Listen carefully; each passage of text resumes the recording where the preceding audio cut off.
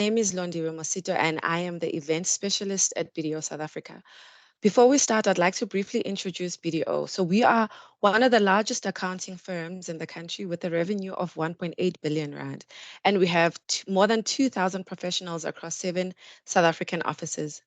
BDO South Africa is supported by significant global resources with 1,800 offices in 164 countries around the world and has a global revenue of $12.8 billion. Driven by a focus on quality, clarity, integrity, and relationships, BDO has recently refreshed its brand in South Africa, repositioning itself as a challenger brand. BDO South Africa is bold and courageous and challenges established ways of engaging. Central to our challenger brand positioning is our value proposition, elevating people, elevating business, elevating society. Creating a place for people to thrive and achieve their dreams is at the heart of who we are and how we share with our clients and the communities we serve. In terms of tax advisory services, we believe our challenger attitudes raises the bar. Without further ado, I now hand over to Associate Professor David Warneke, who is the Head of Technical Tax and a partner at BDO South Africa. He will take you through the Section 23M webinar. Kindly note that your microphones have been disabled. You are more than welcome to pose your questions on the Q&A section, which has been enabled and will be throughout the rest of the webinar. David, over to you. Thanks very much, Londi, and welcome to everyone that's joined us for this webinar. Basically, the reason for the webinar is that Section 23M, as many of you may be aware, has undergone amendments that recently took effect, and these amendments are very far-reaching amendments that vastly broaden the scope of the section. And so I thought it was important and opportune to take stock of how the section was previously and how it is now, because we've got a situation where there's a split treatment for different years of assessment. And so that's what we're going to do today. I've tried to put in various examples as we go through to illustrate some points, but there's quite a long example at the end, which is as comprehensive as we could make it for this session, which hopefully will draw all the threads together, because there are quite a few areas where you might be uncertain as we're going through how it would actually play out, in an example. So that's why the comprehensive example at the end should help in that regard. I think it's probably a good idea to go for a 35-minute stint, and then we take a 5-minute comfort break. So we divided it up into 3 sections, this presentation, but I'm not too sure how long it's going to take. I have given it before, but anyway, we'll just see how it goes with this audience. As I say, whereas Londi rather said, please, if you could post your questions in the Q&A. Given the time constraint, I'm not sure how many of them I'm going to be able to get to, but I will try and get to some of them. Please keep track as we're going through and see how many we can get through and get to. Okay, Londi, if we could go on, please, to the first slide of the content.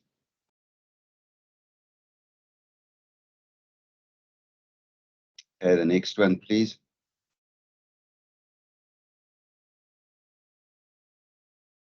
Okay, so Section 23M is not a new section. It's been effective since 2015. The basic idea is that it seeks to limit interest deductions by South African residents where the interest income is not fully subject to South African tax in the hands of the recipient. So it's sort of trying to prevent a mismatch where interest is deductible and the interest isn't taxed in South Africa on the other hand. It works by applying a percentage to the company's adjusted taxable income as defined, and then adding in various components and subtracting components from that to get a limit.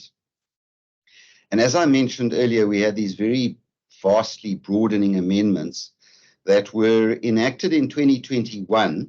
They were announced in the 2021 budget speech as part of a package deal for the in exchange for reducing the South African corporate rate from 28% to 27%. The other component of the deal was, besides the broadening of 23M, was the limitation on the ability of companies to fully offset assessed losses brought forward from the previous year, where now they're limited to 80%. So all of that was together sort of grouped as a package deal. I think it was very skewed in favor of the fiscus. If you look at the effect of this broadening as well as the assessed loss limitations, but anyway, that's what we ended up getting. So these amendments were proposed and were in the Act since 2021. They only actually take effect for years of assessment that end on or after the 31st of March 2023. So that's when the new section comes in. So that's important. We've got the split treatment for years of assessment that ended before the 31st of March 2023, where we've got the old treatment. And then we've got this broadened new treatment for all the years of assessment ending on or after 31st of March 2023. Now, in the presentation, when we say things like the interest may be deductible, etc., we're assuming that it would pass the other necessary tests for a deduction. For example, that interest must be in the production of income and laid out for purposes of trade. So that I'm assuming in all the examples that we do. So please just understand that that's part of the of what we mean when we say it's deductible. We're assuming it passes those other tests. Okay, I think if you could go on, Londi. Thanks.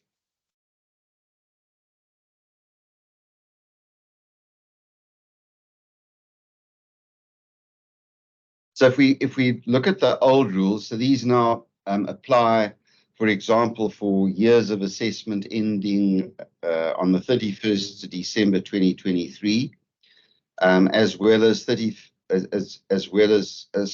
December 2022, or January or February 2023 are subject to this old treatment that we're discussing now. We'll get to the new treatment from 31 March year ends 2023 just now. But under the old rules, the interest must not at all have been subject to South African tax in the hands of the creditor before one was into Section 23M or included in the net income of a CFC. And in addition, the creditor must either have been in a controlling relationship as defined with the debtor, and we'll come to that definition in a moment, or not in a controlling relationship with the debtor, but obtained the funding for the debt from a person that was or is in a controlling relationship with the debtor. So what does not subject to tax mean? Well, it means that there's no income tax payable by the creditor on that, and that there's also no withholding tax on interest that was payable on that interest. So not subject to normal South African income tax might mean, for example, that the lender was exempt from South African income tax. For example, if the lender was a pension fund or one of the government arms, for example, that would apply there. So it's not necessarily that the creditor had to actually have been a non-resident. But most of the cases that we deal with is where the creditor is a non-resident. If it's a non-resident creditor that we're talking about, for the interest not to be subject to South African tax means that the loan must not be effectively connected with a permanent establishment of that creditor in South Africa, which is usually the case that we encounter in practice where the creditor is a non-resident. Alternatively, it must not be subject to withholding tax on interest, which means that usually under the relevant DTA that South Africa has concluded with the foreign jurisdiction in which the creditor is a resident, that the jurisdiction of residence has exclusive taxing rights. In other words, South Africa doesn't have the right to tax it under the DTA. That's most of the time what we see in practice where this applies.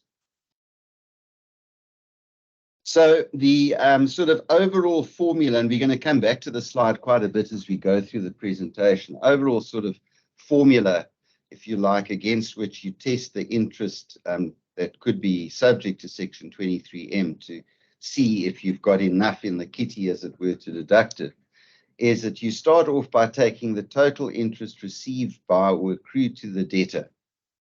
You then add a percentage of adjusted taxable income into that, and you subtract any interest incurred by the debtor on non-23M debts, reduced by amounts allowed to be deducted under Section 23N. 23N applies. 23N it's got a similar formula to 23M. It applies if you have used loan funding to either do a corporate restructuring in terms of Section 45 or 47 of the Act, or you've used debt to buy shares, controlling shares in an operating company, and you're trying to get a deduction there. So the idea is that you first of all go to 23N, you test the limit there, and then if you're not restricted there, then you go into 23M if you've got an overlap situation where both of those sections could apply. So that's seldom encountered in practice that you have that overlap, but it is a possibility. And the idea is that you can't get a deduction under both, that the formula takes into account any amount that you might already have deducted under 23N. What is adjusted taxable income? Well, we'll have a look at the definition of adjusted taxable income on the next slide, but it's basically the tax EBITDA equivalent under our Act, as what EBITDA would be as adjusted for various tax items that are set out in 23M. But the point here is that in getting to this limit that's on the slide for testing your interest against how much you can deduct of it, you take a percentage of adjusted taxable income. Now, that percentage has changed under the new rules. Under these old rules that we're looking at here, it was a percentage that went up and down depending on the repo rate. So it was, you basically took the number 40, you took the average repo rate plus 400 basis points. The repo rate now is, I think it's 8.25% as we speak. So you'd be taking essentially 12.25 given our current repo rate. But the formula is based on the average repo rate for the year of assessment, the daily average.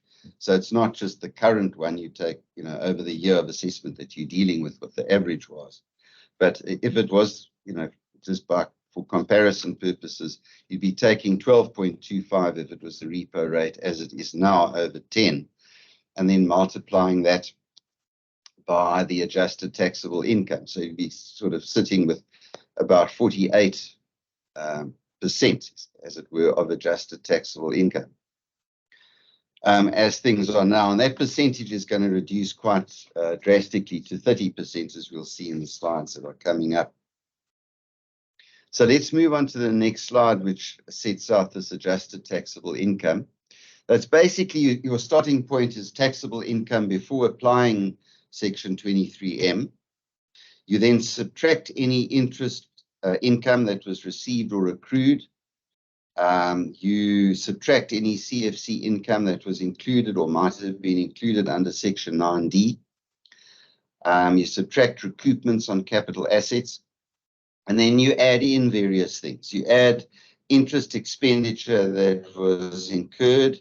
You add capital tax allowances. Now, capital tax allowances is actually, it says deductions in respect of capital assets. And a capital asset isn't only, for example, your PPE.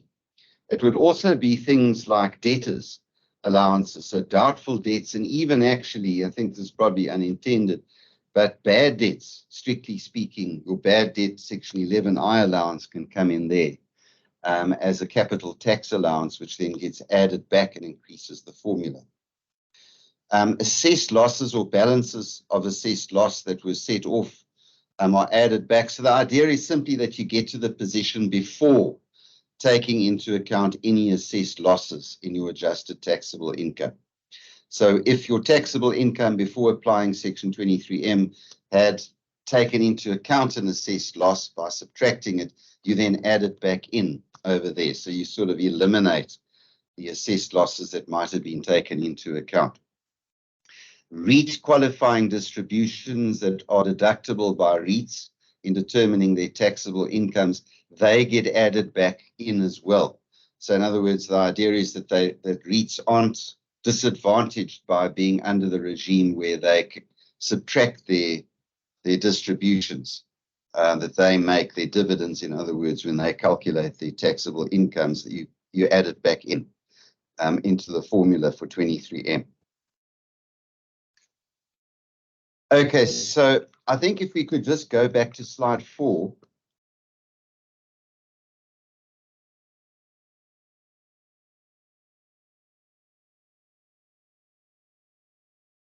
Gordon, if you could just take us back to slide 4. Okay, so one of the preconditions for Section 23M is that the creditor must be either in a controlling relationship with the debtor or not in a controlling relationship, but obtain the funding from a person that is in a controlling relationship with the debtor. Okay, so let's have a look at what that means under the old rules. Controlling relationship. Let's go back to that slide that you were on.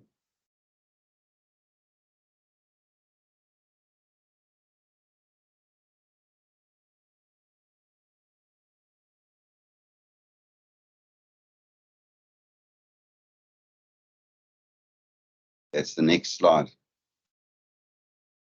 Okay, so under the old rules, the definition of controlling relationship was that a person must directly or indirectly hold at least 50% of the equity shares or control at least 50% of the voting rights in a company.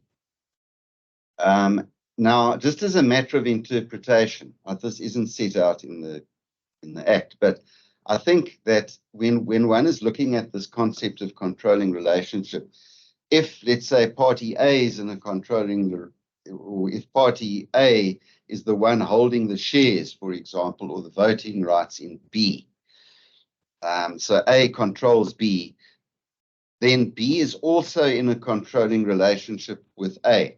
I think that's the way that one's got to interpret this provision. So the concept of controlling relationship isn't only the stronger one down to the weaker one, as it were. It works in both directions. Both parties are in a controlling relationship with one another, right? If one controls the voting or shares in the other one. So if we have a look at that diagram that we've got down below, under these old rules, we've got company A holding 100% in company B and then 80% in company C, which in turn holds 50% in company D.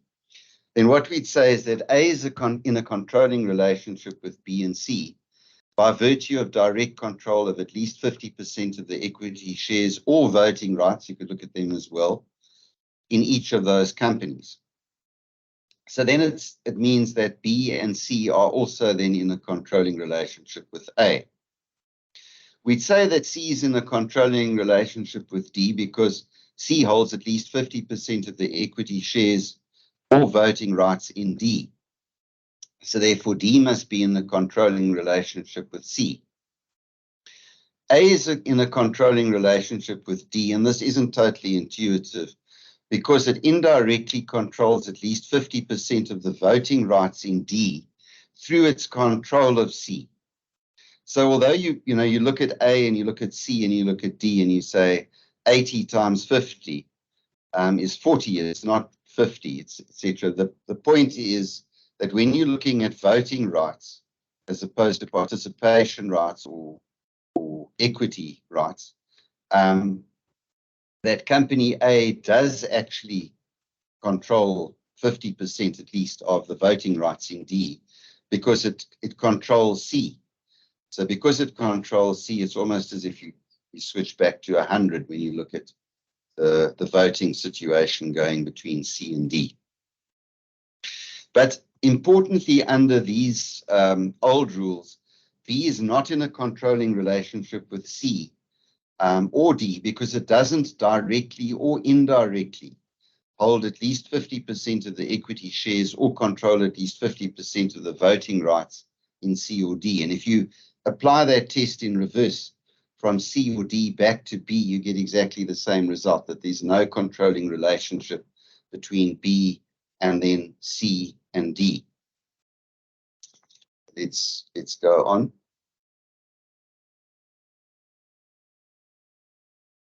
Now, these are the Section 23M carve-outs, which still apply under the new rules with one or two exceptions that I'll just mention as we go through.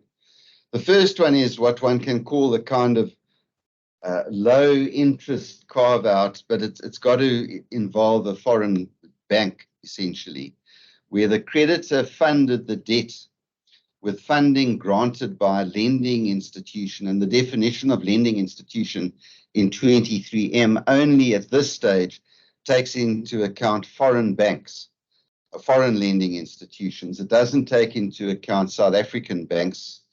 That's one of the amendments that's proposed in this current round of amendments in the draft bill that's out at the moment, is that South African resident banks be included in the definition of lending institution. And if that comes through, it will take effect from 1 January of next year. That is not in a controlling relationship with the debtor. And then the interest is determined at a rate of interest that does not exceed the official rate of interest plus 100 basis points. And I've set out there what the official rate of interest is. It depends on whether it's a ZAR-denominated debt or a foreign-denominated debt. But if it's a ZAR-denominated debt, then you take the South African repo rate plus 100 basis points. So as I mentioned earlier, the current repo rate, for example, is 8.25%. So we're looking at the official rate of interest then being 9.25%, because it's the 8.25 plus 100 basis points. And then this rate is another 100 basis points more than that. So you'd be looking at 10.25% would be your benchmark. And if the interest is more than that, then this carve-out doesn't apply. That's why I say it's a low interest carve-out. Versus the prime, for example, that currently we're sitting on with 11.75%. If you could just go back to the previous slide. If it's a non-ZAR denominated debt, the currency of denominations equivalent to the repo rate plus 100 basis points is the official rate, and then you'd be taking another 100 basis points on top of that. So the maximum rate that may be charged under the carve-out, as I mentioned earlier, is the relevant repo rate plus 200 basis points. The second carve-out that applies is if interest is incurred by a debtor in respect of any linked unit held by a creditor, where that creditor is a long-term insurer, pension fund, or provident fund in various circumstances. Now that particular carve-out is due to be deleted from the Act, also with effect from the 1st of January 2024. So that will no longer be available as a carve-out from the section. Thanks. If we could go on.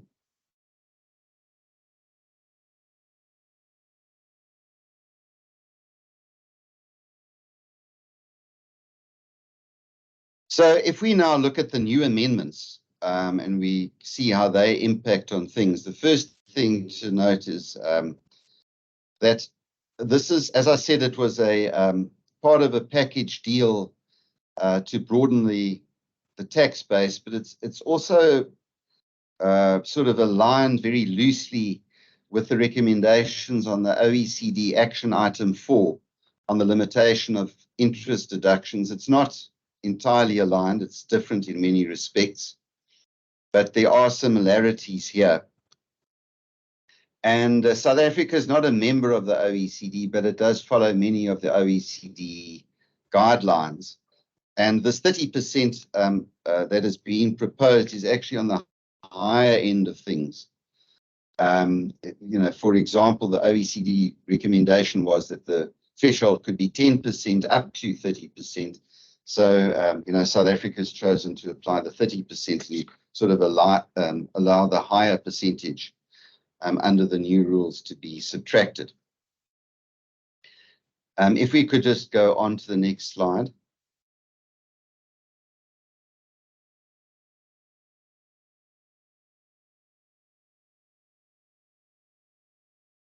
So a summary of what these new rules do to the old rules is that they firstly extend the concepts of controlling relationship. They extend the circumstances where the interest could be limited. In very important changes, broadening the definition of interest. The requirement of an amount not being subject to tax is no longer an all or nothing situation where any level of tax gets you out of 23M. It's now been made a relative requirement. There's a definition of debt, which includes amounts on which interest is determined, even though those amounts may not be debt in the legal sense of debt. And then instead of this repo rate percentage that's applied to adjusted taxable income, we've now got a fixed 30% that applies, and the repo rate adjustment is deleted. And so we'll now have a look at those in a bit more detail.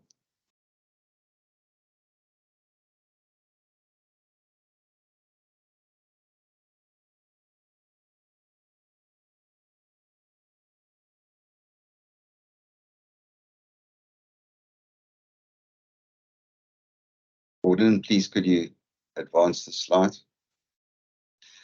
Okay, so the controlling relationship definition, as I mentioned, has been broadened.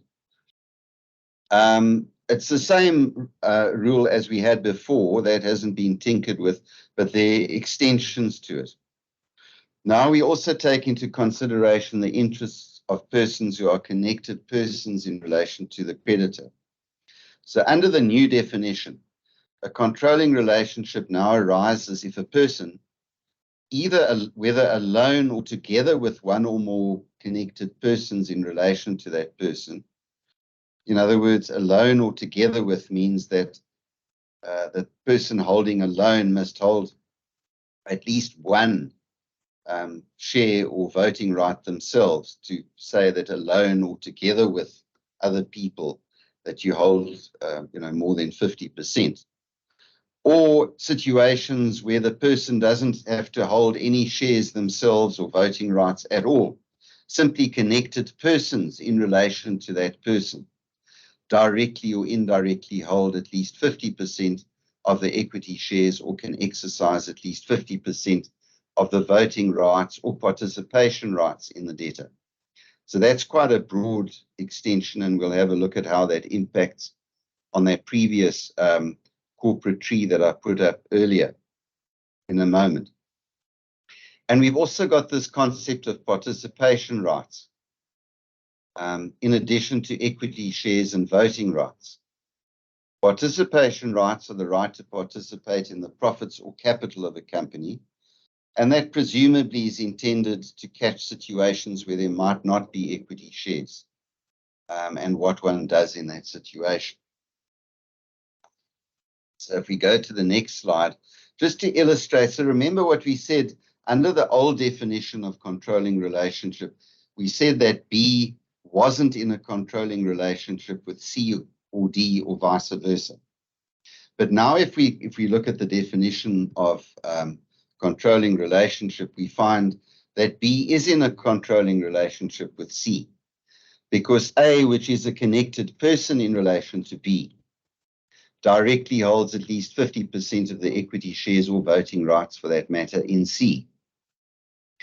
Also, B is now in a controlling relationship with D because A, which is a connected person in relation to B, indirectly controls at least 50% of the voting rights in D through its control of C. And what that now means is that both C and D are also automatically in a controlling relationship with B. And so in summary, in this structure, which we're going to come back to when we look at the comprehensive example later, we find that every one of these companies is in a controlling relationship with each of the other companies in the structure.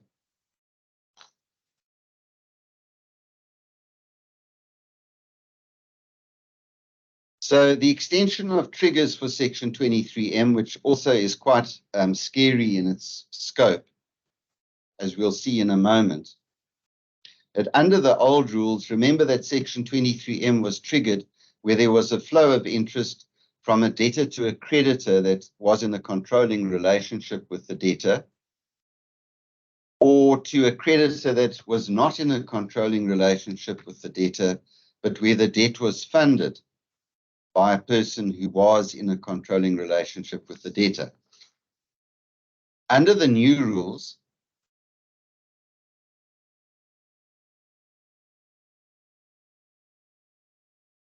there are two additional triggers that are introduced. So if the interest is not subject to tax in the hands of the relevant creditor, and now it makes space for either a creditor 1 or a creditor 2. If the creditor is not in a controlling relationship with the debtor, but forms part of the same group of companies as the debtor when you apply a threshold of more than 50% of the equity shares or voting right. So, in tax, the normal concept of group is at least 70% of the equity shares, or, well, equity shares. Now what we've got in this trigger is more than 50% of equity shares or voting rights in the definition of group. The second one is extension. Creditor 1, who lends the amount to the debtor, is in a controlling relationship with the debtor and obtained the funding from another person, creditor 2, and creditor 2 is in a controlling relationship with creditor 1, or creditor 2 obtained the funding from a person who is in a controlling relationship with either creditor 1 or creditor 2. So that really, looks like gobbledygook the first time you have a look at it. But let's see what they're aiming at with that second trigger over there, which is the major one of these two extensions. The issue really was that you could, under the old rules, under the old triggers, you could have sidestepped Section 23M by imposing an intermediate company, as a South African holding company in the structure that then was used to channel funds from the foreign creditor that wasn't subject to tax. So, for example, here we've got a foreign holding company that holds 70% in South African Holdco, which in turn holds 80% in South African OpCo. Let's say that the foreign Holdco advances 10 million rand loan at a 10% rate. Let's say that no withholding tax on interest applies there. So in other words, what we're saying is you into Section 23M potentially because that interest isn't subject to tax in the hands of foreign Holdco. And then South African Holdco then on-lends that same 10 million rand at a slight margin, let's say 10.5%. So South African OpCo then gets this loan. It pays 1.05 million of interest to South African Holdco. South African Holdco has 1.05 million of corresponding interest income, and then it pays 1 million of expense out to foreign Holdco, interest expense.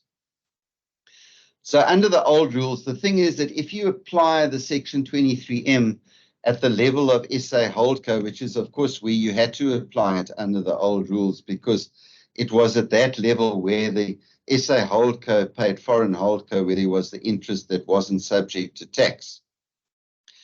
The starting point in the Section 23M formula is the interest income that the taxpayer gets. If you could just go back, Gordon, please, to slide 5. Let's just remind ourselves how the Section 23M limitation actually works. Thanks. Yeah, we've got, you see, the starting point is the total interest received by or accrued to the debtor. So we've got that. Then to that, we add a percentage of adjusted taxable income, and then we subtract interest incurred on other debts, etc., to get the overall amount that you can deduct. So if we just go back to that slide that we were on, which I think is slide 17.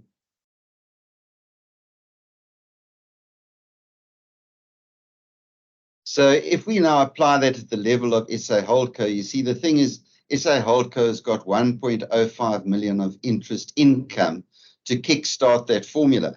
So even when we go through it, and if you want to, you can work it out and prove to yourself that under the adjusted taxable income part of that limit, adjusted taxable income works out to be naught in the hands of SA Holdco. And then there's no other interest income in our interest expense to subtract and reduce the amount. We then land up with 1.05 million of a limit.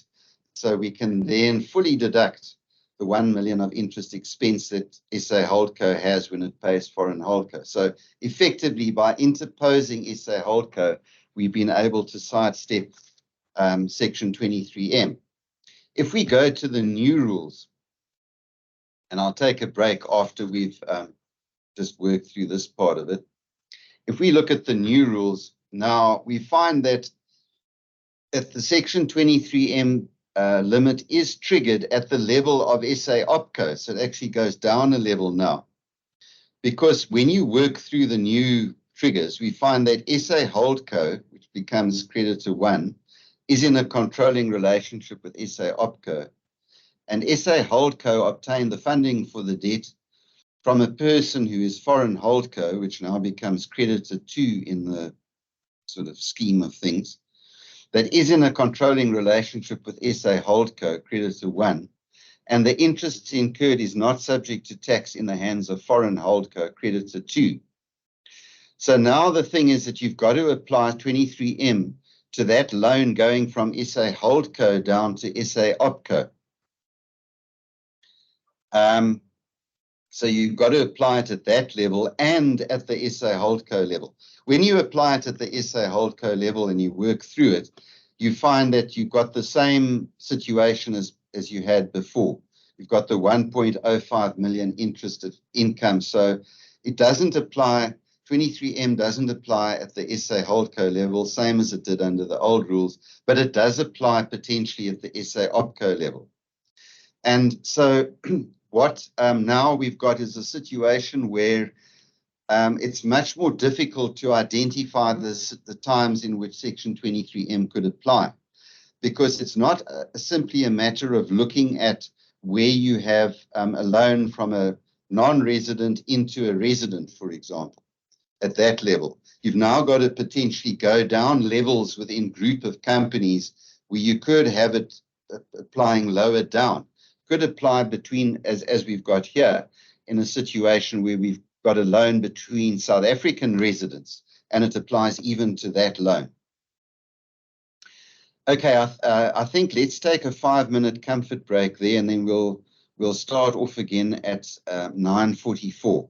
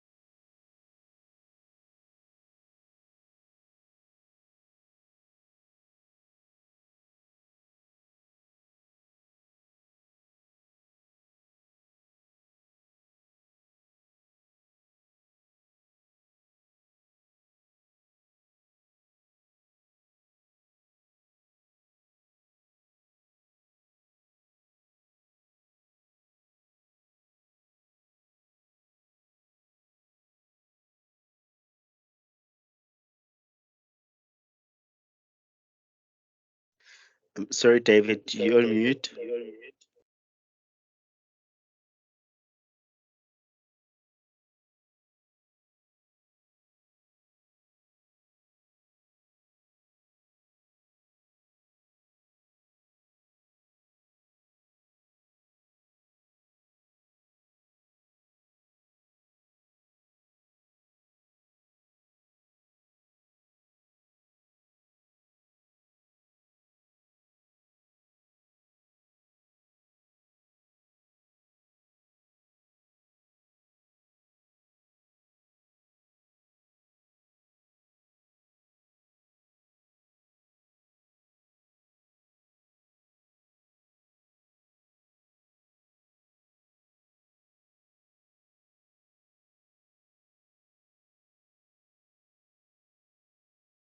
Apologies, everyone. We seem to be having some technical challenges. Please bear with us.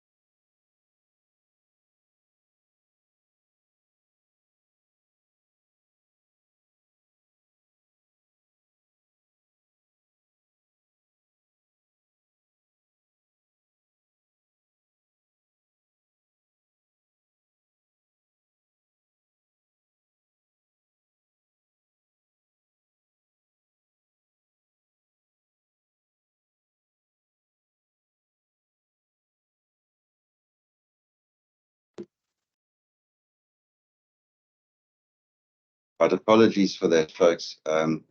Let's try again. I hope you can hear me now. Loud and clear. Thanks, David. Thanks, Ronnie. Could you just go to the next slide?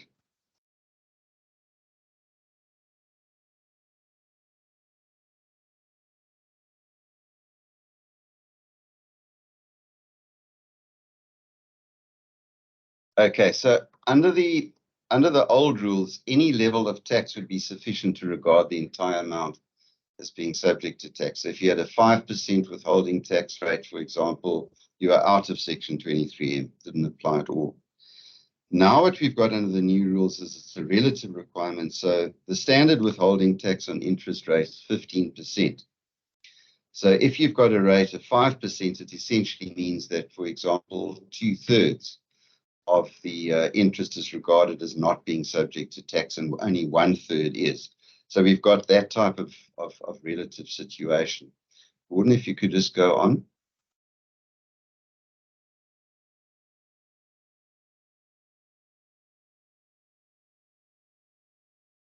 And on to the next slide.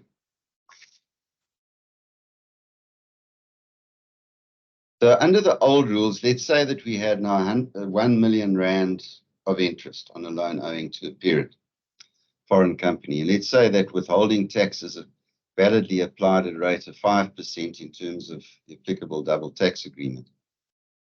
Under the old rules, because you had some level of tax, you are out of Section 23M. Under the new rules, there's a formula whereby you take the standard 15% rate minus the rate that's actually being suffered on that over 15. So in other words, here in this example, we'd have 2/3 of the interest, or 666,667 in other words.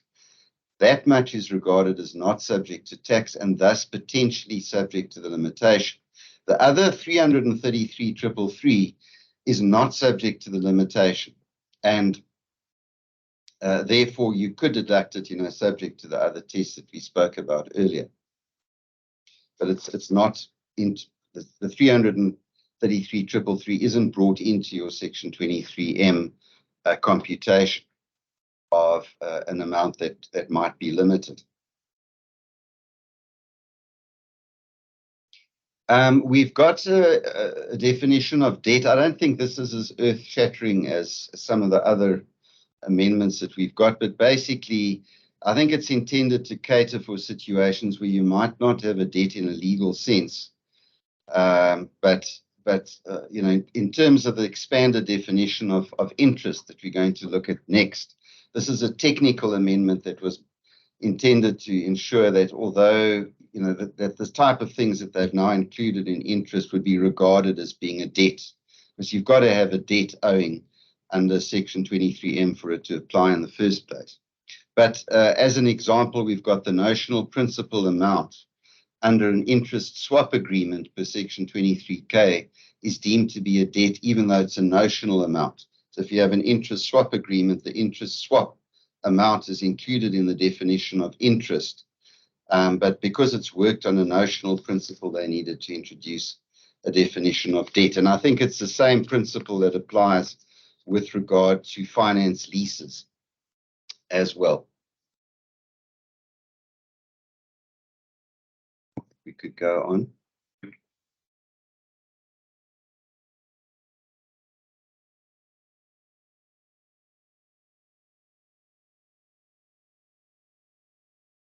One of the most important extensions of 23M is this one of the definition of interest. I don't think that the provisions that we've got are completely in line with what the intention was. National Treasury, when they brought it in, we've got wording that doesn't quite make sense, I think, in some of the cases. But anyway, the definition of interest has been expanded as mentioned before. So we've got the amounts incurred or accrued under an interest swap agreement as defined in Section 24K1.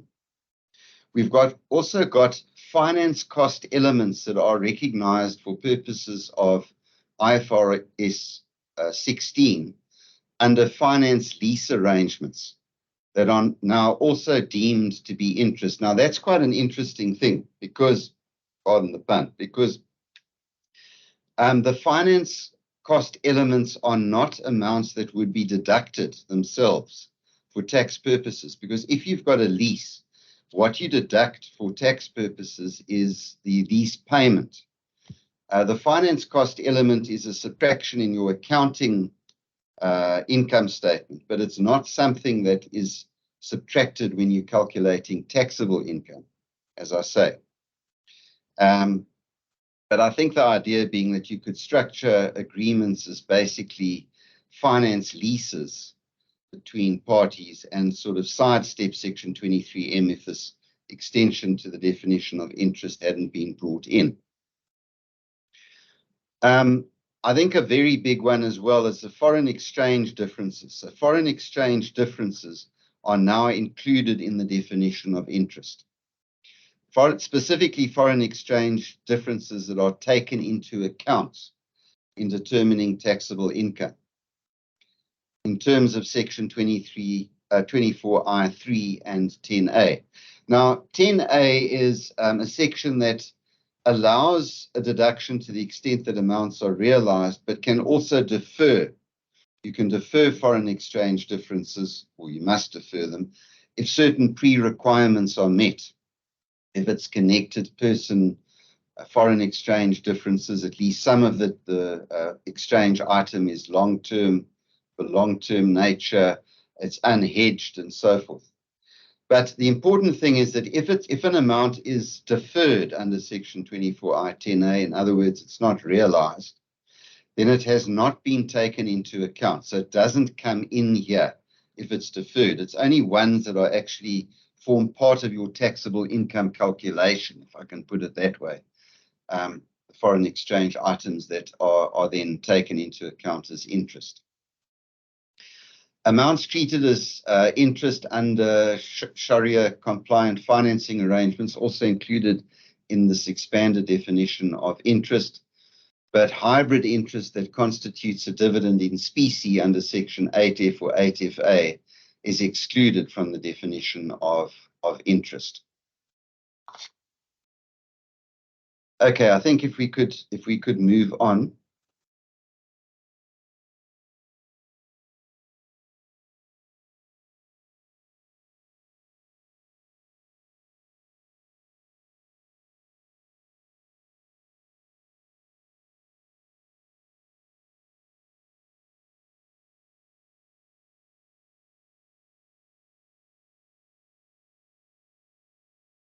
Gordon, if you could just put the next slide up, please.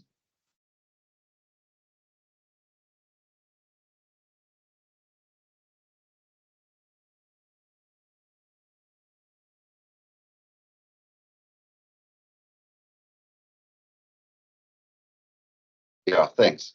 So with the limitation percentage, the repo rate formula is out, as we mentioned earlier. Let's just have a look at an example of how the new formula works. Thanks. If you could go to the next. So if we assume the same details as in slide 21, let's just go back there.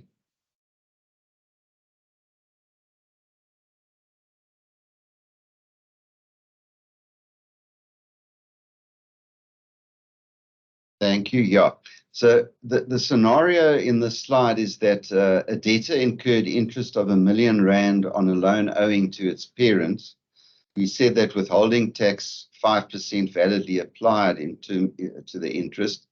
And under the new rules, what we said is that 2/3 of the interest incurred, in other words, 666,667, is regarded as not being subject to tax, potentially subject to Section 23M limitation, and the remainder of the interest of 333 has been subject to tax and is not subject to the 23M limitation. Thanks, Gordon. If we could move back to the slide we were on, which I think is 25.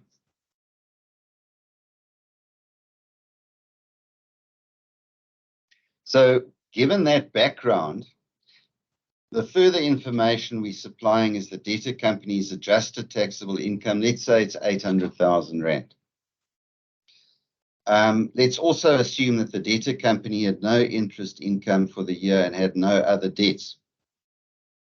So what is the impact under the new rules? The interest incurred that was not regarded as subject to tax was the 666,667 that we saw just now. The maximum deduction for the year under the 23M formula may be rewritten as that, which isn't in the Act. It's just a way that I thought was easier to describe it, where we've got the total interest received by or accrued to the debtor, which in this case is nil. We've got adjusted taxable income, which we've been given of 800,000. Interest incurred on other debts reduced by 23N amounts is also assumed to be nil. So our formula gives us a limit of 240,000, which is, in other words, 30% of the 800,000. So what that means now is we had potential, the interest subject to limitation was the 666,667. So we can deduct 240,000 of the 666,667. The rest of that, which is the 426,667, is carried forward, and 23M says that that is deemed to be interest incurred in the following year. So in other words, in the next year, we then do the same process. We apply the same formula, assuming that the parties are still in a controlling relationship, etc., that those requirements are met. But that 424 is carried forward to the next year. We can't deduct it this year. So our total interest deduction for the current year is the 240 that we limited to, plus the 333,333 that wasn't subject to 23M, that we could deduct, earlier on when we applied that percentage of the withholding tax in slide 21. So the total amount we can then deduct for the current year is 573,333. Okay, so where does that all leave us? And Gordon, if you could go to the next slide. As I mentioned earlier, it's it's very difficult to identify all the cases where Section 23M could apply, and it's very easy to miss them. Most often we find that it will apply in a group situation where we've got a loan from a non-resident to a resident company in the same group of companies, when you now apply the 50% threshold. Remember that there's got to be interest that is not fully subject to tax at some level in addition to the controlling relationship scenario before 23M could apply.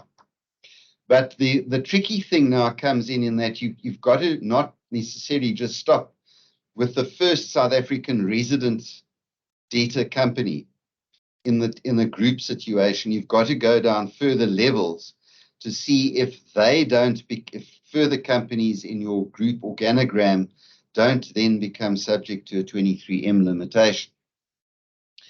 So I think the process for identification is that you ask whether there's controlling relationship interest expenditure that is incurred by a South African resident company, because you need that to get into 23M in the first place. If so, you then need to ask the additional question, is the interest income not fully subject to South African tax in the controlling relationship creditor's hands? And that most commonly is where the creditors are non-resident and full withholding tax on interest doesn't apply. If so, you then apply 23M to the South African resident company, the debtor. But as I say, you need to also go down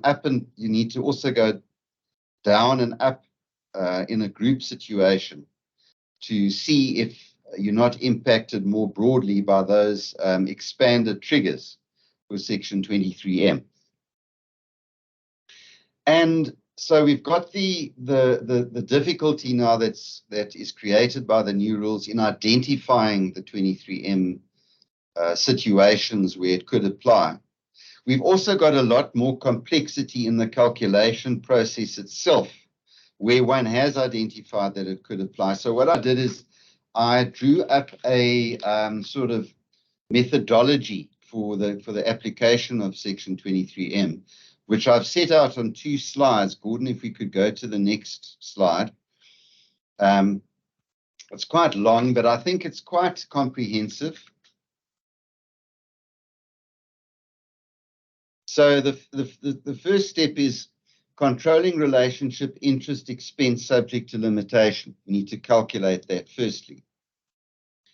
And that starts off with identifying a controlling relationship interest expenditure that has been deducted by the debtor. And I just make a note there that IFRS 16 finance cost elements will not actually have been deducted for income tax, because when you've got a finance lease, a lease that's a finance lease, you subtract the actual lease payments is what's relevant. So although it's included in the definition of interest, the finance cost elements in a finance lease situation, it won't actually have been deducted. And so it doesn't come into this calculation, which I think is an oversight on the part of Treasury, but that's what the section says. So interest that's been deducted by the debtor that has not been fully subject to South African tax in the hands of the recipient in the current year. And if partial withholding tax rates have been applied, then you've got to calculate the part that is regarded as not subject to tax. If you had in the previous year any Section 23M disallowed excesses that you weren't able to deduct, then you need to add them in and check whether the necessary triggers still apply in the current year. You check the extent of possible carve-outs from 23M in terms of the slide of carve-outs that we looked at earlier. So then that gives you this total controlling relationship interest expense that is subject to limitation. And so you've got that on the one hand, and now you're comparing it with the limit on the other hand. So steps 2 and the following steps after that are where we calculate that limitation. The starting point is that you calculate the taxable income before applying Section 23M and before the set-off of assessed losses. Next slide, please, Londi.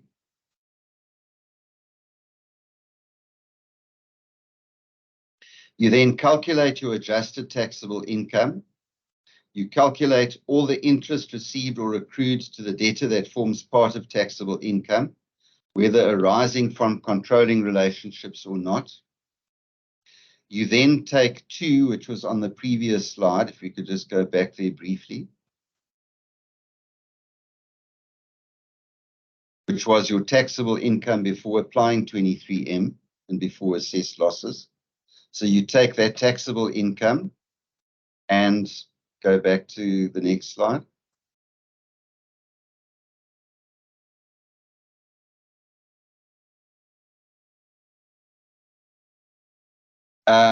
You subtract that interest that's been received or accrued. You then add all interest that's been allowed as a deduction, whether arising from controlling relationships or not. And then you add or subtract the other elements that are in the definition of taxable income, like 90 inclusions, recoupments on capital assets, capital allowances, and if it's a REIT, you would add back your qualifying REIT distributions. You multiply the result of that 3.4 by 30% to get the 30% of adjusted taxable income that we need in our limit calculation. You then calculate all interest incurred on non-controlling relationship debts, including IFRS finance costs, elements that were recognized on the finance leases, even though they're not deductible for income tax. From the strict wording of 23M, it seems as if you've got to take them into account there, including any interest allowed to be deducted in terms of Section 23N, if one has that. And then you calculate the 23M limit by taking 3.1 plus 4 minus 5. You then apply the limit that we calculate in 6 to the interest that's subject to limitation that we had in 1, and you carry forward any disallowed interest to the following year of assessment. Right, so as you can see from that, it's quite a technical calculation. It's quite a difficult calculation. I think one's got to follow those steps, and hopefully then one can get to the right result by applying those steps. So I think at this point now, I'd like to take another comfort break, and then we'll come back and look at the comprehensive example that hopefully will tie all of this together. So if at the time now I make it as being 9 minutes past 10, so if we could come back at 14 minutes past 10. Thank you. We'll see you shortly.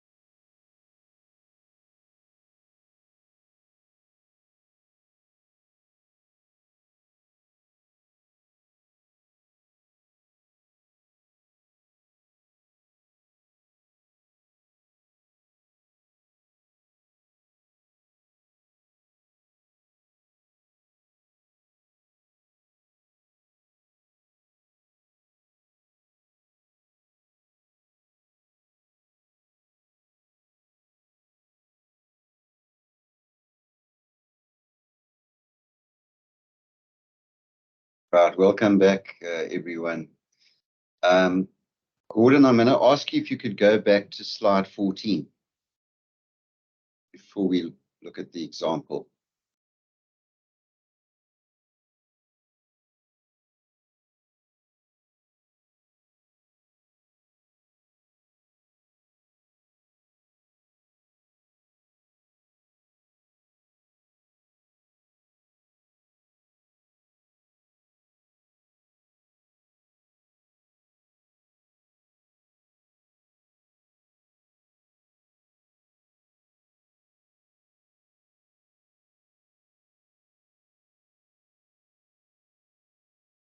Yeah, thanks very much. So this is the scenario that we're assuming in this example. We've got company A, B, C, and D. We're going to assume company C is South African resident and all the others are non-resident in the structure. And remember that what we said is that under the new rules, each one of those companies is in a controlling relationship with all of the others. So in other words, any interest under this new definition of interest that is incurred and so on can be potentially brought in into section 23M because they're all in a controlling relationship with one another. Okay, so that's the background. Gordon, if you could go back, if you could go to our example now. Thanks.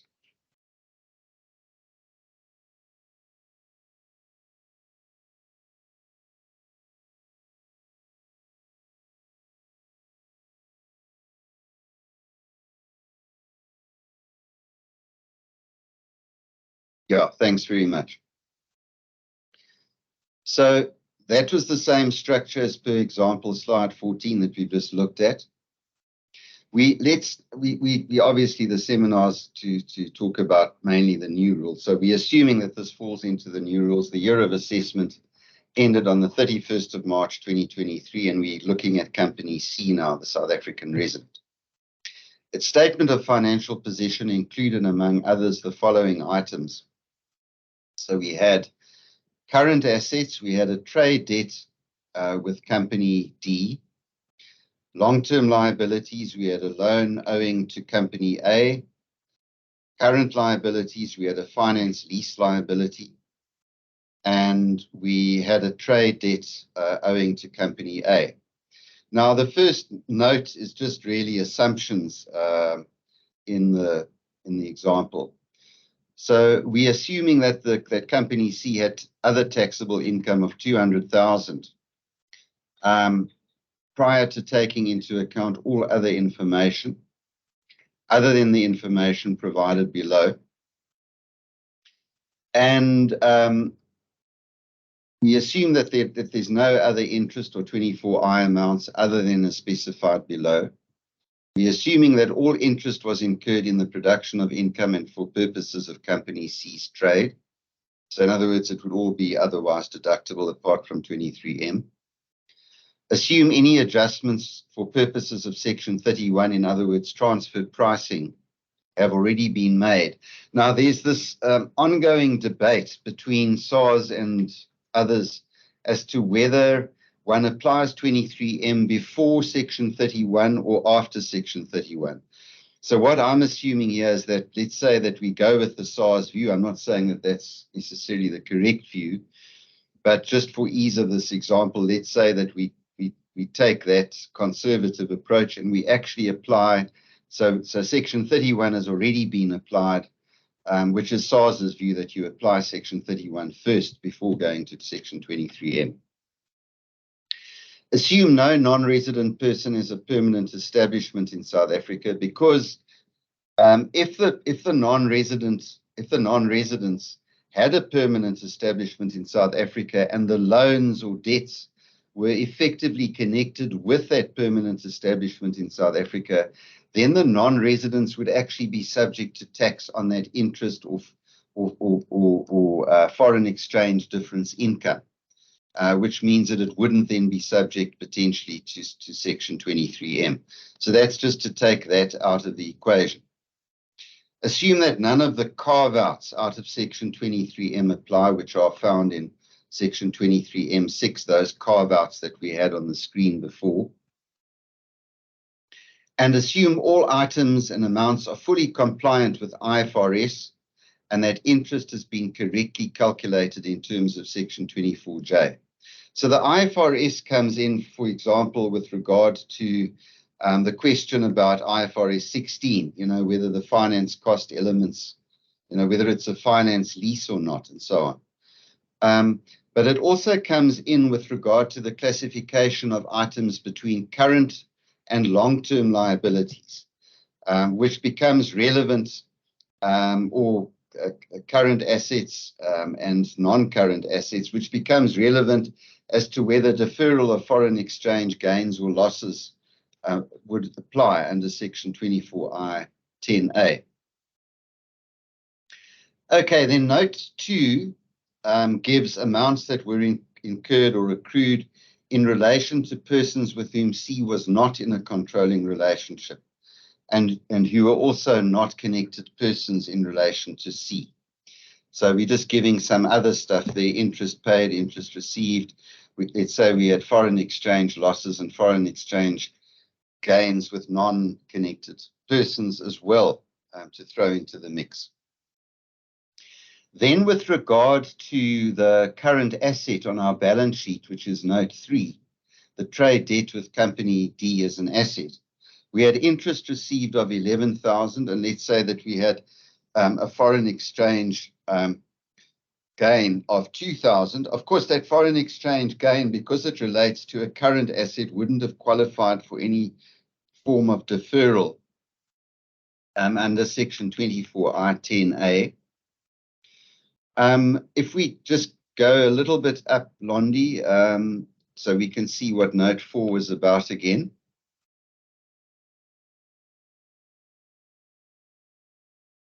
Further up. No, up.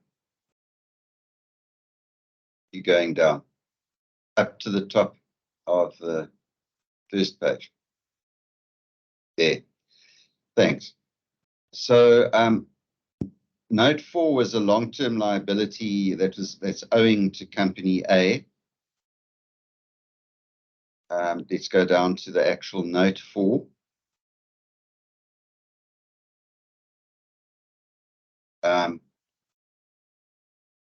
So there, what we told is we've got interest incurred on that long-term loan of 105,000. We've got 24I foreign exchange losses on that loan with obviously a connected person. We've got a realized portion and an unrealized portion. The realized portion won't qualify for deferral under 24I 10A because it's realized, whereas the unrealized portion would qualify for deferral under 24I 10A. In fact, it's not an option, you have to defer it.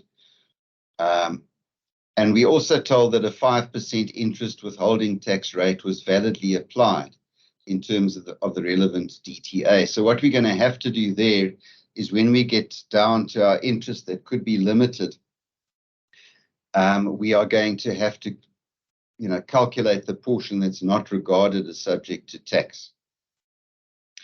Okay, Londi, just go back up to the top again, please, so we can see what Note 5 related to.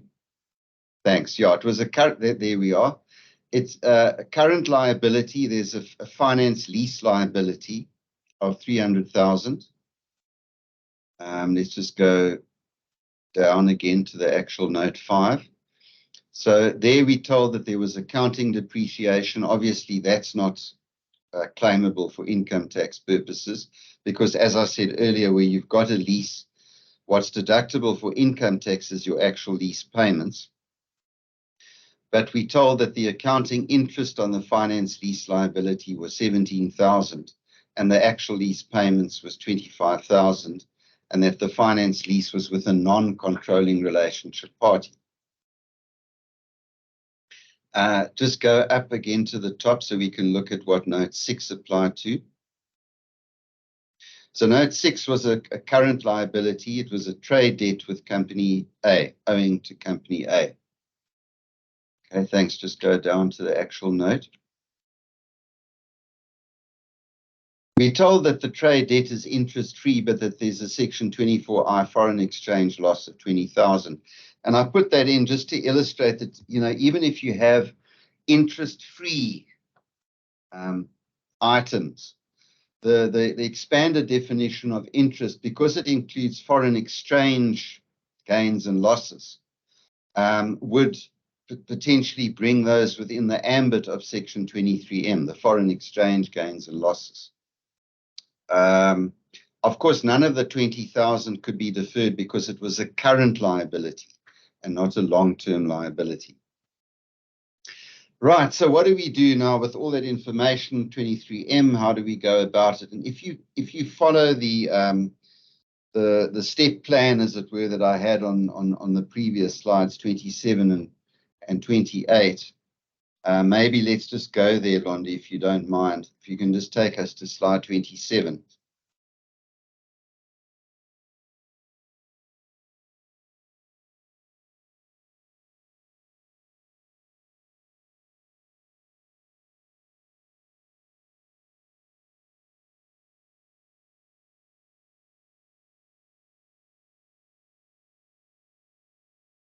Londi, are you able to go to slide 27?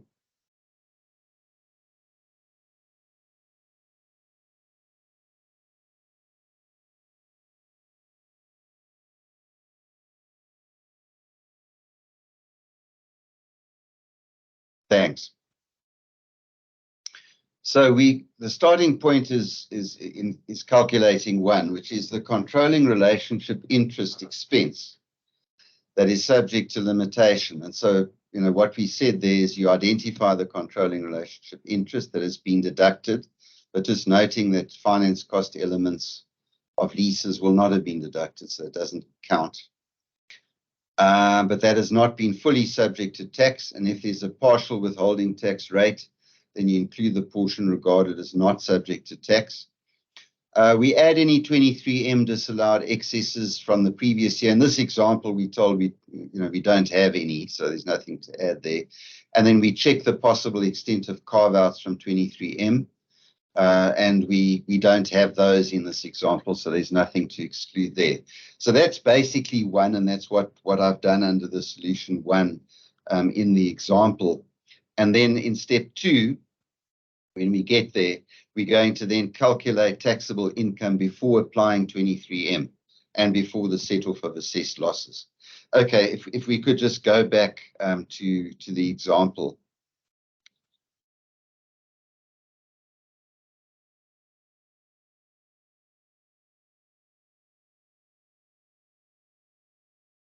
Thanks. Okay, so that's step 1, controlling relationship interest deductions that may be limited. So the trade debt with D, there were no interest deductions. It was actually an asset, and there were no foreign exchange losses, no interest income. No, you know, so there weren't foreign exchange losses, but there was nothing that was deducted there at all. The loan with A, remember we had the interest expense of 105,000, and we said that that there was a 5% withholding rate that had been applied. So what we do is we apply that formula to work out the amount regarded as not being subject to tax. And when we apply it, we land up with an amount of 70,000 Rand that is regarded as not being subject to tax, which is 2/3 of the interest expense.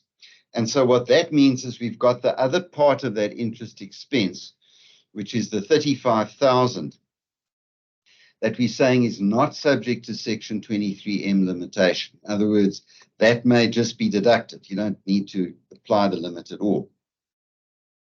Okay. We've also got a 24I realized portion of a foreign exchange loss. If you could just go a little bit higher up, Londi, so we can see that. Yeah, so there under note 4, we had interest incurred and we had a foreign exchange loss, a realized portion.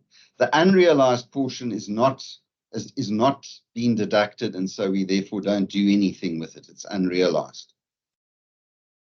Okay, thanks. If you could just go back down again. We then had the trade debt with A, on which we had a Section 24I foreign exchange loss. The trade debt with A was a current liability, and so therefore there's no deferral of that. So that all counts under this new expanded definition of interest, which includes those foreign exchange losses and so on, which can potentially be subject to limitation. The note that I've made there about withholding tax on interest is only applicable to interest and not to 24I is basically saying essentially that there's no withholding tax that's applied to foreign exchange losses. And so foreign exchange losses are not brought into that 2/3 withholding tax calculation that we've got with interest that would be subject to that limitation. So the 2/3 calculation of what interest is subject to limitation that we did in that formula above there, A is equal to B times C, on that formula, only applies to the interest expense. It doesn't apply to the foreign exchange losses. Okay, so that's part one of our calculation. So what we've got now is 93,000 Rand that is potentially subject to limitation. And now in the remaining steps, we're going to work out what is that compared against, what is the limit that we're going to get out of our formulas that we compare the 93,000 to determine how much of the 93,000 can be deducted. Okay, so let's move on to the next page of our example, please. Thanks. So what we now have to do is work out what is the taxable income before considering Section 23M. We were given 200,000 as the figure before taking into account any of the information in our example. So any impact of any item in the example now still has to be taken into account in getting to our taxable income before considering Section 23M. So we had the non-controlling relationship amounts. If you may recall, if we just go up to note 2, Londi, if you could just go a little bit higher up to note 2 on the first page. There we go, thanks. The following amounts were incurred or accrued, just down a little bit. Thanks. Incurred or accrued in relation to persons with whom C was not in a controlling relationship and who were not connected. And there we've got them all there, interest paid, interest received, foreign exchange losses, gains. None of those could have qualified for deferral because they were with non-connected persons in relation to C.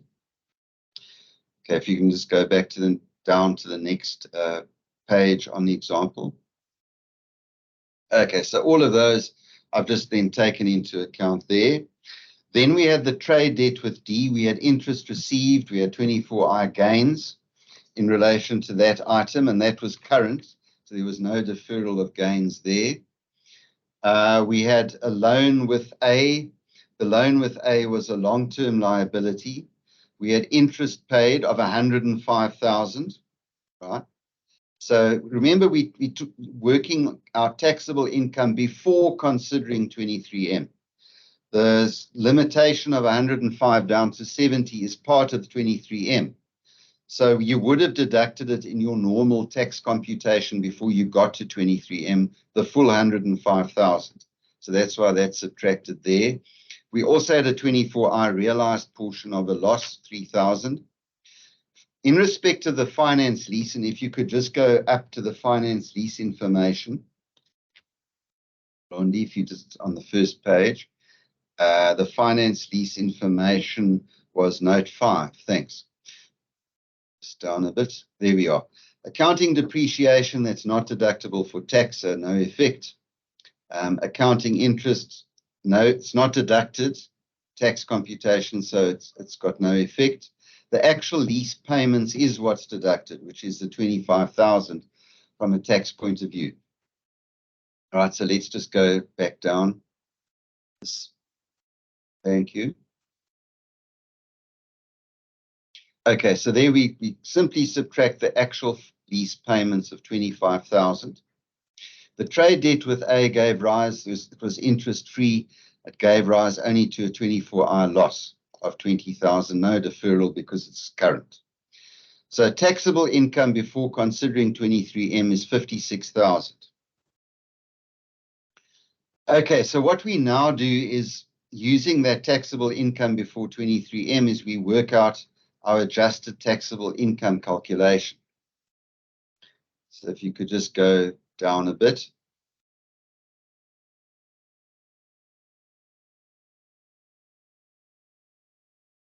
Thanks. We've got taxable income before applying 23M, which is our 56 that we've just calculated. We reduce that amount by all interest that's received or accrued that forms part of taxable income, whether it's with controlling relationship persons or not. And remember, it's this expanded definition of interest. It would include things like foreign exchange gains that had been included there. So if you go up to the calculation of taxable income, I think is the best place to go. Just a little bit up. Thanks. Down.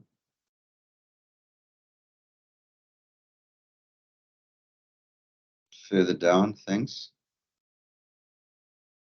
Okay, so just, taking all of those amounts, we've got the interest that is 3,000. We're looking at income now. Interest received at 3,000. We've got the 4,000 24-hour gains there. We've got 11,000 interest received from D, and we've got 24-hour gains also with D. Those are the only amounts of interest income being taken into account in the calculation of taxable income. So the total of those is 20,000. So if we just go down to a bit further down to note 3 there. So we take the 23,000 out of the 56. We don't have 90 income. We don't have recoupments in our example. We've got all interest deducted, whether it's with controlling relationship persons or not. So let's go further up there. Thanks, Andy. To note back to 2 again. There we are. Thanks. So there we have got the 139,000, which is made up of the 9,000 non-controlling relationship interest incurred, 24I losses. We have got the 105 interest paid, which formed part of taxable income, so the full 105 is subtracted. We've got the 3,000 realized portion of 24I, and we've got the other 25,000 if you just go 20,000 if you just go a little bit lower down, Londi.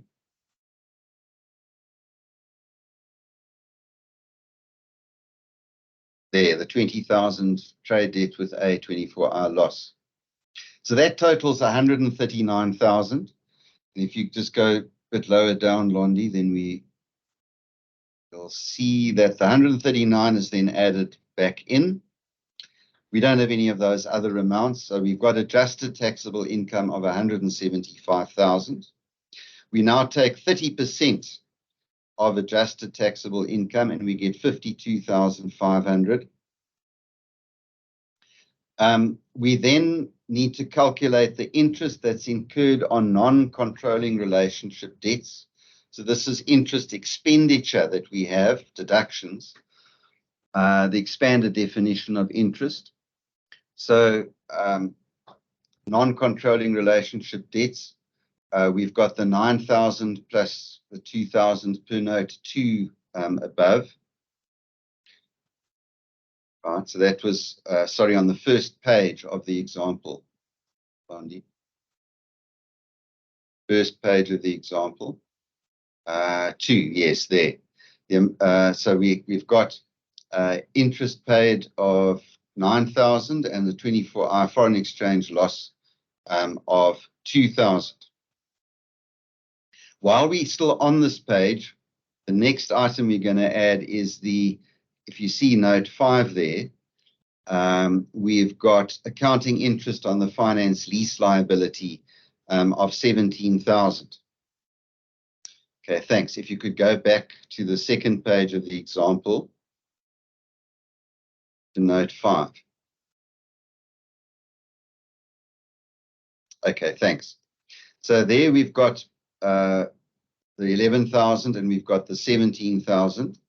Also, we were told the finance lease was with a non-controlling relationship party. So we then land up, and we had no 23M deduction. So we land up with 28,000 of interest incurred on non-controlling relationship debts. And now we're in position to calculate our 23M limit, because we take interest received or accrued, which is a total of 20,000. So that's interest received or accrued, whether it's controlling relationships or not. It's the same 20,000 that you'll see right higher up, that 20,000 where it said reduced by interest received or accrued, and those amounts added up to 20,000. It's the same 20,000 that we've got over there. We then add our 30% of adjusted taxable income, which was the 52,500. And then we subtract the non-controlling relationship interest that we just calculated in note 5 of 28,000. And we then land up with a limit of deduction of 44,500.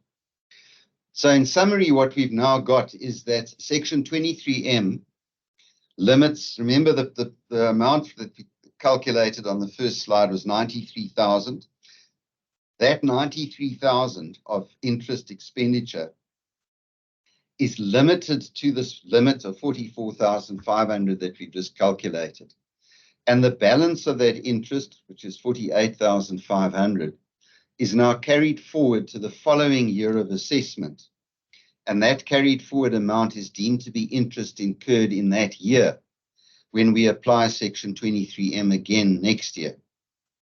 So the total interest that that's allowed to be deducted in the current year is the amount up to our limit, which is the 44,500, plus the untainted amount of 35,000.